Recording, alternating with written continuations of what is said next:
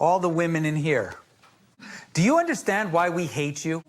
You are the source of all our punishment. You are the source of all our liability. You are the source of all our pain. You are the source of all our aloneness. Everything that we're about, you go against by going wah, wah, wah, wah. Deep inside all men, when you cry, we remember back. Part of us, even if it's not consciously, I believe, subconsciously, the time when we were a little boy and we just wanted mommy's approval. We just wanted to be held. We wanted to be taken care of. We just wanted love. Do you understand, though, that that's not allowed to little boys? I did meet his mom. She was very eccentric. He did talk about how she was manipulative with him. You know, I watched the way my father treated my mother, and I wanted to model my father, so I treated my mother that way. But when I get in the playground and some little girl takes my things and hits me with a bucket, if I hit back, I'm punished.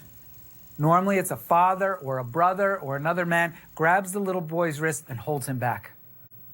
And that first time when that happens to us, it is unjust. We don't have the ability to reason this out. All we're seeing is that person can do and we can't. I'm not loved. I'm not the loved one here. I'm not the one that gets cared for. And all of us as little boys, to some degree, we experience what I call a wound. As men, we have a very direct wound. It's an ache, a hurt, a sadness. All the way back to the end, there was an inherent unfairness that we lived. This wound is something that is very deep and very emotional and something we have to come to grips with. Why? Because it can be the foundation of an anger and a hate towards women. SOP Complete was an intensive that was 6 days long for women to understand what it was like to be treated like little boys. Because we weren't raised the way little boys were, we had to learn how to be disciplined. Keith always taught us that men get their pride broken, you know, in the locker room or in the sports field. And women somehow get away with not being humiliated, which is what makes them so prideful and princessy and stuff like this. As women, we couldn't just get away with things to achieve success in life. When you're a little boy, if you're weak, you get picked on, and you get picked on more, and you get picked on more, and if you tell, you get picked on more. That's what happens to little boys. Can I say something? I was bullied by men in my high school. I mean, pretty serious shit, you know, for a woman. I blamed them because I thought they were heartless and cruel. I just didn't realize that they were going through the same thing. I mean, essentially, we were subjecting ourselves to the men being in charge, not unlike the Stanford prison experiments. Let's put people in these roles and see where it will go.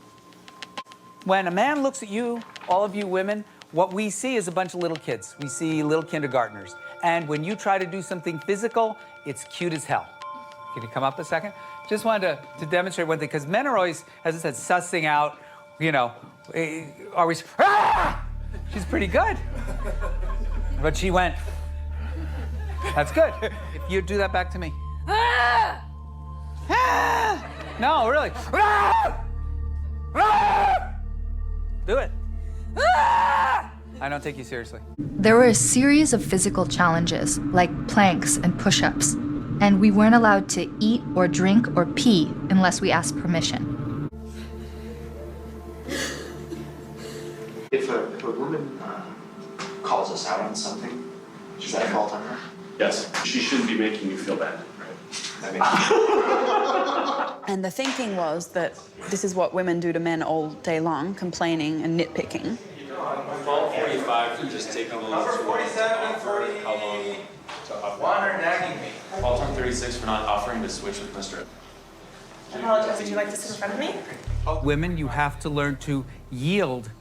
When you're a little boy, as a matter of fact, you yield all the time. You yield to adults, you yield to women, and you yield to all little girls. All the women for forgetting to remind me to stop buying my nails. I really want to keep my cuticles. All here in the group for not offering me the next one. We were basically punished in all kinds of ways. They made fun of you demean you. If you talked back, you had to wear a crown or a mask. They even made Claire Bronfman wear a jockstrap. They gave us nicknames and mantras. Mine was, I am nothing and I have no real emotions.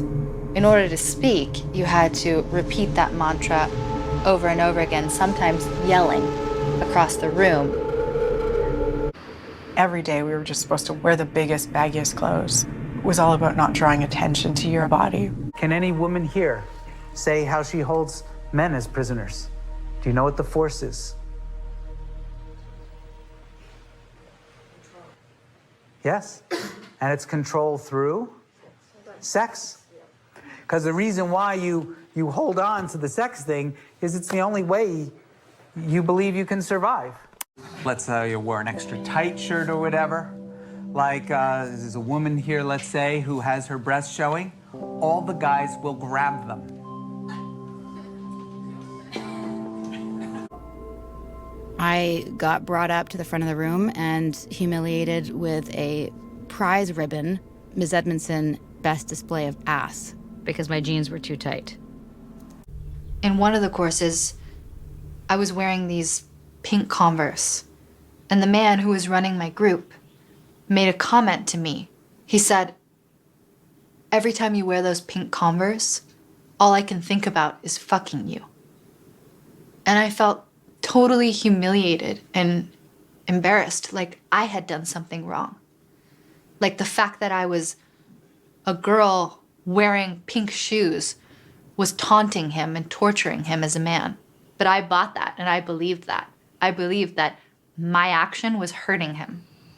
The freakiest part for me about that training is that at the end of it, you love your male mentors and you feel like this is the best thing that's ever happened to me.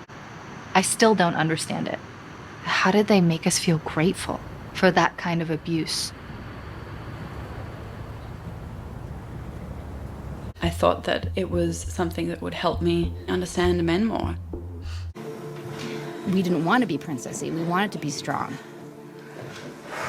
I want to be someone who's disciplined and who is alive and awake and aware, and all of those things are within my capacity to do if I were to be not self-absorbed.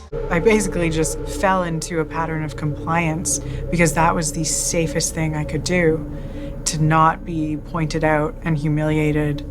Using that kind of misogyny was a way to get the women to hate themselves in a way and behave in a subservient way, which is what Keith Raniere was promoting.